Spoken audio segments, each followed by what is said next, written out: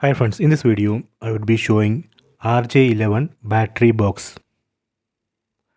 I will also tell you how we can purchase this product.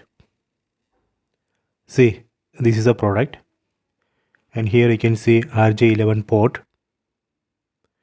This is on off switch. See.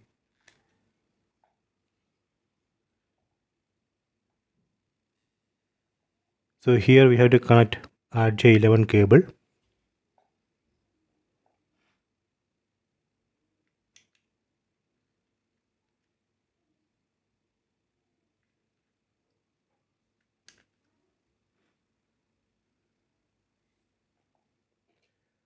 So here I am using this RJ11 motor.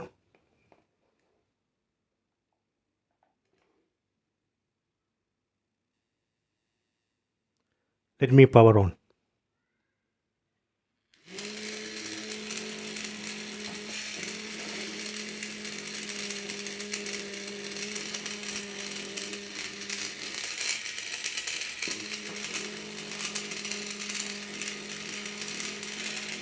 I will tag this product. You can purchase this product from the tag. I hope you have enjoyed this video. Please subscribe this channel. Please like and share the video.